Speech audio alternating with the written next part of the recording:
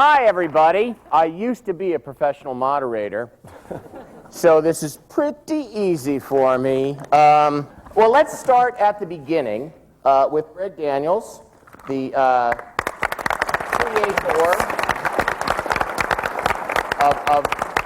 of the American version. Does that qualifier drive you crazy? No, the beginning is clearly years before I came along, and the actual creators of the show were Ricky Gervais and Stephen Merchant from England. So.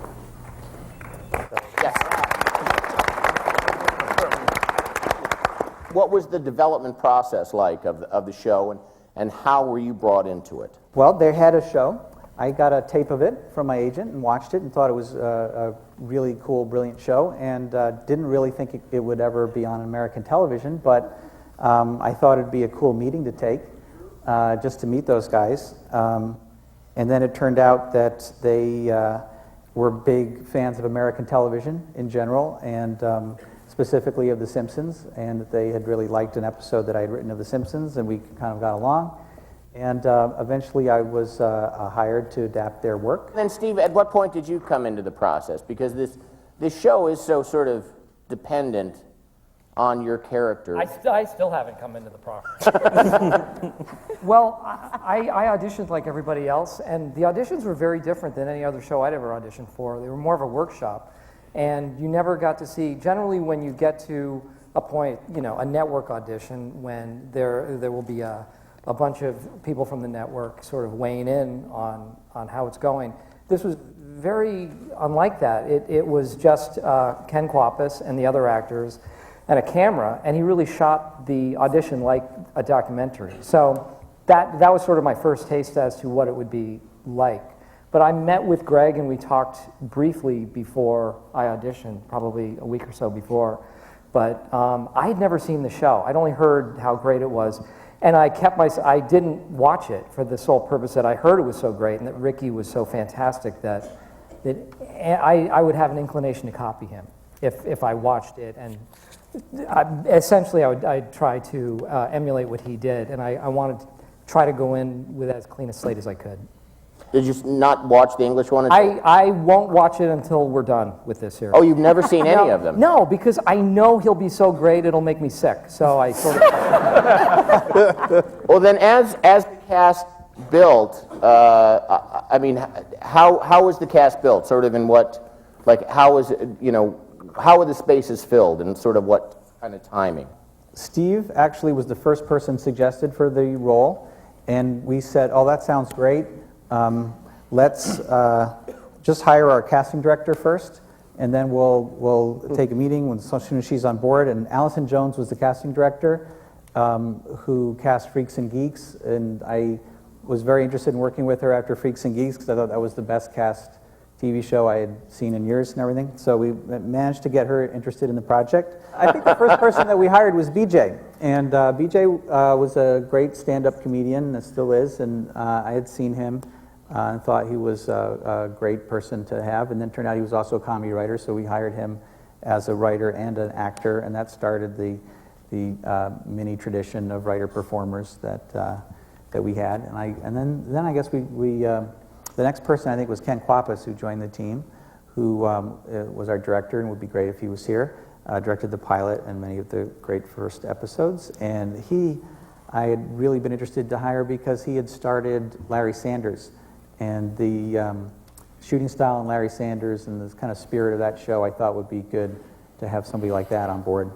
And then, as Steve pointed out, we did a lot of screen tests. With a cast like this, I mean, so much of the writing seems to be tailored to the personalities of the people, and it seems, and I think it's one of the strengths of the show, is that everybody seems to be speaking in a voice that even, at least to us sitting at home, seems like their own. I remember the leap that we made when we did the batch of episodes 2 through 6 were very different. I think the pilot was very strong and got us on the air, but after that, when the staff got together and started breaking the rest of the stories, having seen Steve Carell and Jenna and John and Rain, and caught glimpses of all these other people, it was easier to picture how, even if Steve was ignorant of Ricky's, what was different between Ricky and what he ended up doing, we could picture Steve in the role and not Ricky. And it became much easier to write, and sort of little nuances or quirks of the actors could become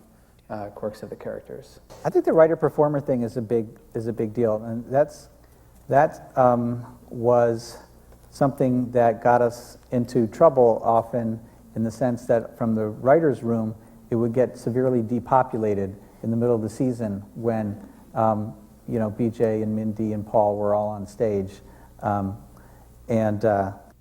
that would be tough. But I think that the good thing about it is that people who, there was a lot of co-mingling of the two groups, and my experience with bad TV is that often with bad TV, there's two camps, and the writers don't trust the actors, and the actors don't trust the writers. Right.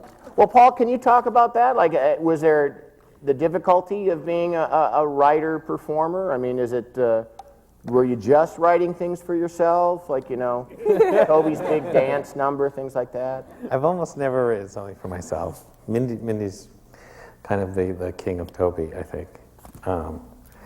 But, I thought you were going to say she just writes for herself. Which is also good. That's what I thought I was going to. I think Greg's idea to get the writer to break down this wall as part of his concept. And which were you first? Which did you consider writer? yourself? I've been a writer for a long time now, and this is the first acting I've ever done. And it shows. and I kind of showed up. Toby's rules of acting. Yeah. Paul's rules of acting. We have a whole It's mounted on the wall in the writer's room. His rules of acting. Is it Toby's or Paul's? No, Paul's. Rules of acting. Go through them. I can't remember all of that. Come on. There's I think Rain if you have a water bottle on the table, you have to bring it underneath the table because it might not be cleared. Don't react. Don't react to anything that's going on. Don't laugh. Don't laugh. Don't break. Don't laugh. Continuity. Remember, you would have a coffee mug in one scene, and then the That I was learning slowly. That wasn't even part of it. I was shocked. dance class. I was actually shocked when Brian brought that up for the first time, like maybe middle of season 3. You have to look at the way you're sitting. He And do actually the taught me same that thing? after about 30 episodes. You're an artiste. for the You can't first be time. worried about that. That's someone else's job. Somebody with a clipboard or something. Hey, he'd be drinking No, from that the cup actually and then falls eating a out. bagel, and like going back and forth. That might be a good time for Dave to comment. I have no comment. Well, actually, it does bring up an interesting thing. It was such a naturalistic show with people kind of just, I mean, I know, because Kate and I have been friends for a million years. She's told me, there is a lot of computer solitaire seriously being played there. So there's a lot of people, I think, just living. I mean, does that present a lot of problems for you, or? There's a whole thing on the set. with He's the editor, by the way. Yeah. Just Oh, yeah. filling you guys Sorry, in. Dave Rogers. Extraordinary. Oh, they got that in the intros. I think Creed's character is the only one he plays solitaire. You can see it on his screen. And he's we're allowed to see his, everybody else, they call action, they have to, change their screens. But these guys will tell you on the set, it's fully functional with instant messaging and email and stuff like that, online gambling, I think. Stuff. But And porn, he says as over far here. as but the cast doing things they're pretty good matching. I'm always looking for takes where if they do something they have to do it again the same way so I can cross between takes. And our show has a lot of improv in it, but I can't say enough about this cast. What you see on the air is 21:30. Our first assembly is 38 minutes. So these are long shows, but they do a great job. Everybody really just great. Rain, the character that you played, Dwight, is your English analog. I don't know the actor's name. Mackenzie Crook. Mackenzie, yeah. Had you ever seen him before you were cast in this? Unlike Steve, I watched every episode of the BBC show, and I tried to copy him as much because he was so friggin' brilliant. I just do a very bad job of imitating him. See, I don't think you do. Prism. And so that's how we ended up with Dwight. But when you started out, was that not a daunting sort of task? Or is that just a dumb Yeah. question? Yeah. Oh, it's terrifying. He's so singular looking and odd in his own way. And it's like, you know, I'm obviously a little bit singular looking and odd in my own way, but I needed to find a way to make it, you know, come to life. But, Yeah. you know, I've kind of joked about this in interviews and stuff before, but I really think for me, like, you know, I was a theater actor for 10 years in New York before I did any TV or film or anything like that. And, you know, I really think that for me, it really started with the haircut and picking the right glasses and kind of when the short sleeve shirt and the calculator watch and everything, like, I kind of feel like my grandmother could play Dwight. You know what I mean? Like, she had the little flip and the thing, and like anyone can do it. Try it, go home. Jim and Jenna, how is it being sort of like the romantic engine of a sitcom? I mean, it would seem to have its pluses and minuses. Go. Romantic engine. Well, you know, I mean, well, it's Now I sort have of to like, go back to are work they and or aren't stressed out they? tomorrow. Well, you know what I mean? Like, it's the are they or aren't they, you know, that kind of real, you know, like the promo department's dream come true. I mean, what did that feel like to have so much attention on that? And what did you end up getting out in the real world as it was going on? I guess I could make a joke, but I can't because I'm not quick enough. But also, also because, you know, the truth is, I've said this 100 times, and it's absolutely true. Unlike what other people have said, especially for Jenna and I think, it's all writers 100% all the time. I mean, these people committed to this relationship as being super dynamic in its own way and also extremely subtle in its own way. And, you know, I just remember that one episode when we were on the booze cruise, and when I saw the episode and they had allowed that incredibly long pause when one character really wanted to say that he loved Pam and then he couldn't. I just thought from then on I have full and total trust in anything they have to do, because anybody who can take that big a risk, and they don't write for ratings and they don't write for drama and they don't write for what anybody wants to see, they write for what's real for the character. It's extremely brave, and it's just an incredibly trustworthy place to be for us. There you go. And there's a lot of other romances that have come out on the show, too. There's, you know, the love triangle of Angela and Dwight and Andy, and, you know, the Ryan and Kelly and... Michael and Ryan. So I don't feel like we're like this lone engine. I think one of the neat things about the show is that they sort of investigate there's comedy, but then all these people are all striving for love and, you know, connection, and that comes out a lot. Ed, What can I do for you, Andy Richter? how was it coming into something that was already up and running like this? I'll say for my part, it was very daunting because I was already a big fan of the show, and I was very anxious. I was very excited because I loved the show, but I was very nervous because I didn't know how I would fit into this kind of vibe. And very early on, like my second episode or something, and if you recall, I was introduced to the show in one of Jim's sort of storylines off at the Stanford branch. And I said, I was sort of opening up to John somehow about my anxiety and just sort of feeling like nervous about it. And he was like, "Come, dude, we're all here like to support you," or something like.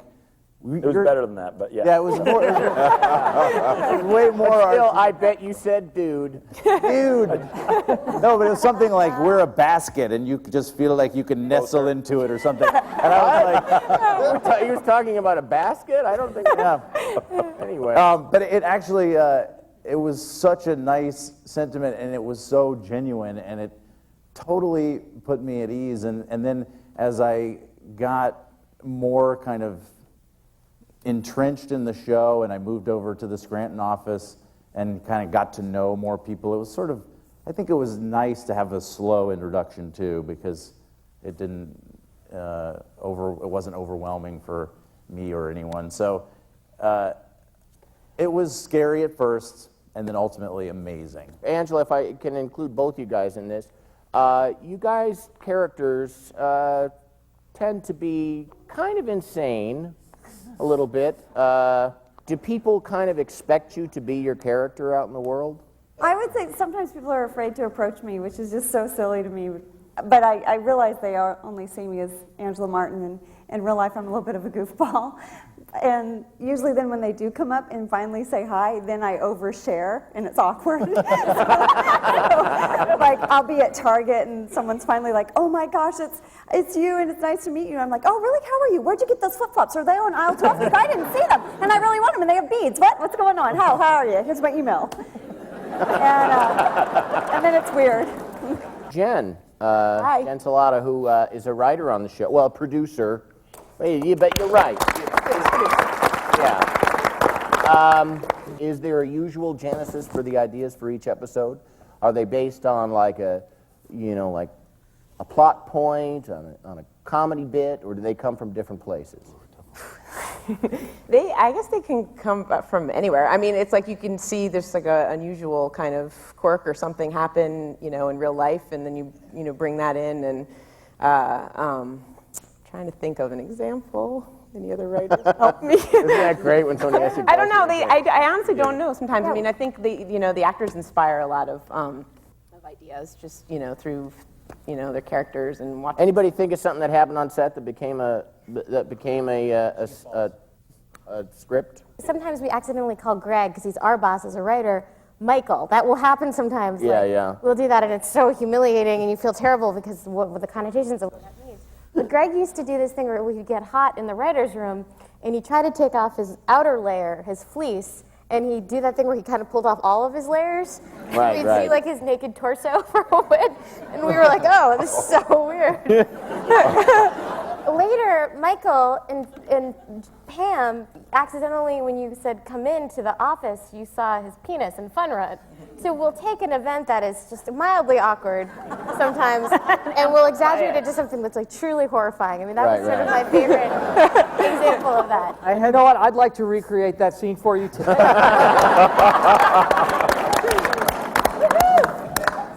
Well, Brian, tell me what it was like to start out as one of the supporting characters, and as time went on, obviously taking more of the plot load. I mean, how It's that... funny, I always thought of myself as the lead. Of course. I had seen all of the episodes of the British version and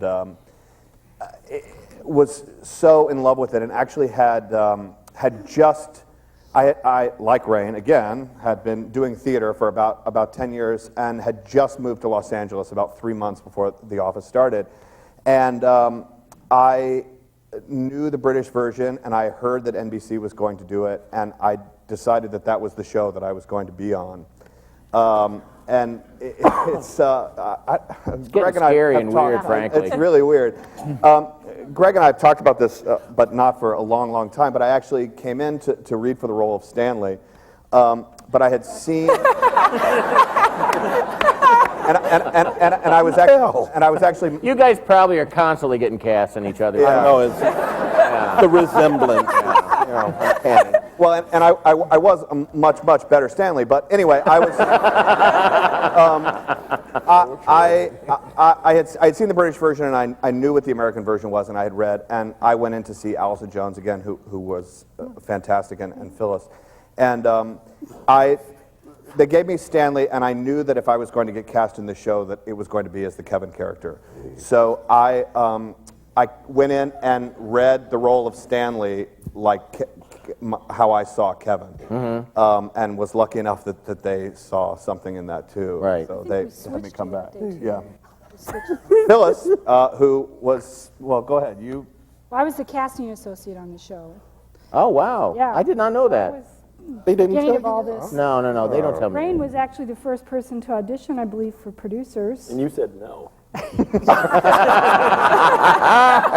I actually was being auditioned for the show and didn't know it. I was a casting associate, and I actually was reading with John and some other guy that was auditioning for Dwight, who didn't make it. And and I had no idea, but I believe, I don't know where did Well, you had germinate? read with me. In the early I read screen with you. tests, you read the character of Dwight I did. in scenes with John. And I did such a great job. Oh, that's why you didn't want him. yeah. I'll do this. I was going for Dwight. I think You would have made an excellent Dwight. Thank you. I think that as soon as we realized that was even a possibility, everybody was very excited by it. But I think Ken Pappas was the one that He actually thought up thought. the idea first. Yeah. Randall Einhorn is the director of photography on the show.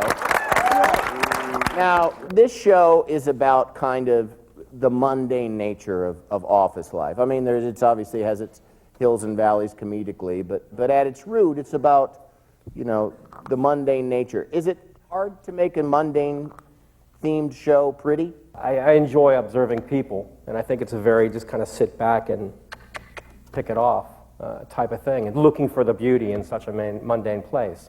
That being said, we don't really strive to make the office look beautiful, because I think it should be about that place, which is a little oppressive and mundane, but there is some beauty that happens there, and that's between the people.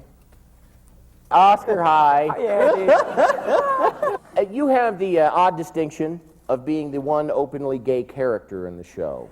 Which, by the way, did not come from anything real that may or may not have happened. All right. Totally fabricated by Mr. Daniels. I don't know. You gotta, that whole protest too much thing, you gotta be careful with that. Touche.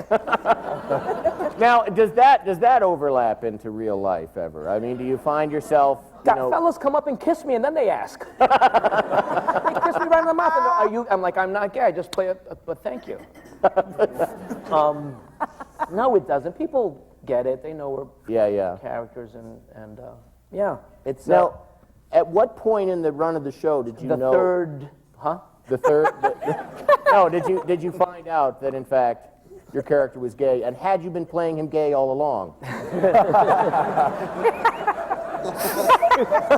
I was just playing him regular, and I felt I was a little bit nervous about it, and John Krasinski came up and he said, "Orale ese, you're a little piece of candy, and we're a piñata surrounded."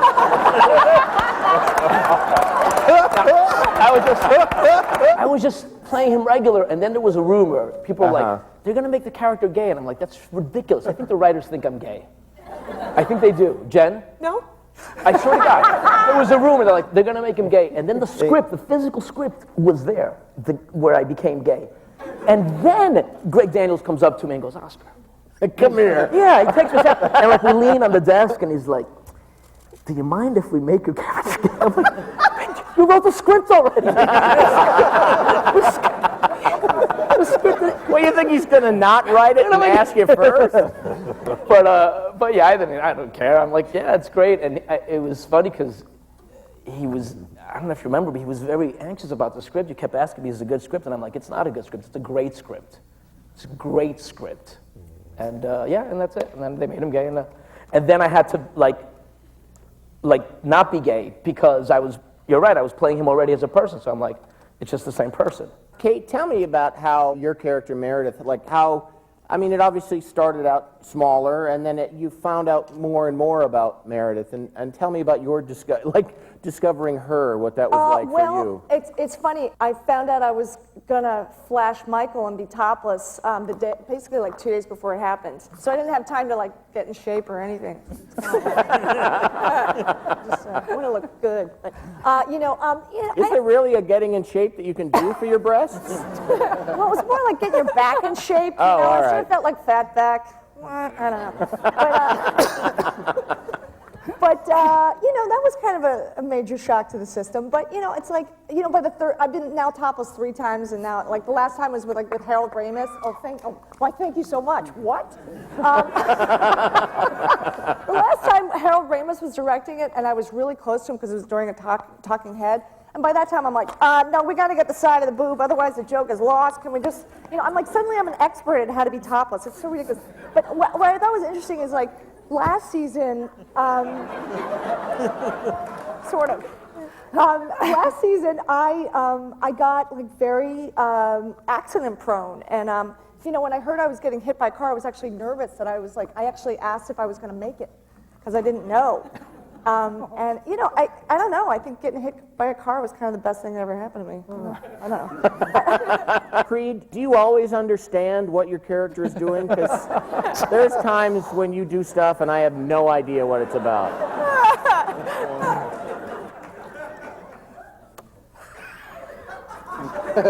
I'd like to set this straight. First of all, I'm actually in my late 40s. This makeup is like, I'm like the Estelle Getty of these people here. And when this show finally runs, I will be like 50 years old. Right. Be able to go on from outlive them all. And I am British. Uh-huh. And I had to work very hard to lose the accent. Sure. So, but no, Creed doesn't have a clue what's going on. I don't have a clue what's going on. Like a couple episodes ago, he left the blood van, obviously shoving a bag of blood into his pocket. Yes. What was he going to do with that? Pudding. Okay. Was it his blood? It was everybody's blood, you know. Actually, Randall, That was Randall's idea. Well, I came under Randall. I said, hey, Creed's got to steal something. And he said, I got it covered. You're going to steal a bag of blood. And I said, great. Great. That's how it just boom. Leslie or Les, or what do you prefer, Leslie? Mm-hmm. As the kind of the complaint. Well, no, as the complainer. Well, Stanley doesn't complain. He's just surly, petulant. But Stanley's always there, front and center, with the question about, you know, Stanley is the bottom line of what the worst possible scenario. He's a conscience. He's a sharpshooter. He's just there serving his time in the trenches until he can be liberated by retirement. So. All right.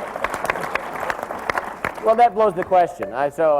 Because I was just going to say, like, do you ever sort of get worried that, you know, that the writing staff views you as someone who's just too good at complaining? No, they've all worked in corporate America. They know what it's like. So there's lots of surly yet to come. Have you worked in corporate America? Oh God, yes. Yeah. So is this drawing on a lot of insanity? You get to bring all of that pathology and actually act it out and get a paycheck for it. Yeah. Wonderfully cathartic.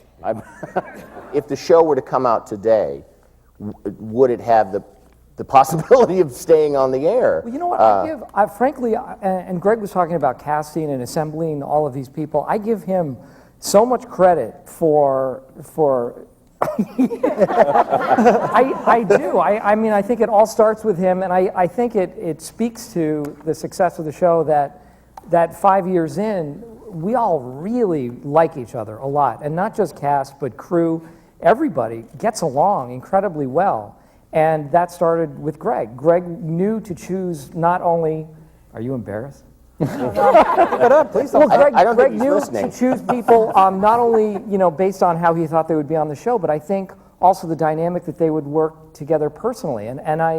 It's such an overused and cliche kind of thing to say, but it does feel like a family, and we do look forward to seeing each other every day. So I think that comes through as well, and I think that helps in the work. That helps with the writing because the writers and the actors are all friends as well, and we understand each other to a certain extent. Where is the show going? I mean, what can we look forward to? Syndication? That's right, 100 episodes, right? I believe we'll see Holly again in the season finale. Michael will meet up with Holly. Variety of standard television obstacles. People get what they want sometimes and not other times. Wow. Way to sell it, dude. I know. It's a lousy question. Like, where do you see it going? It's a BS question from a BS moderator. Frankly. Oh no! Stop it! We have a fun. But actually, that is. We have hit our allotted time. I'd like to thank you all for coming out, and I'd like to thank you all for being here and for having me do this. and keep making such a wonderful, wonderful show. There aren't enough of them on the air, and it's a fantastic place to stop and rest. Makes it sound like a Thank you very much.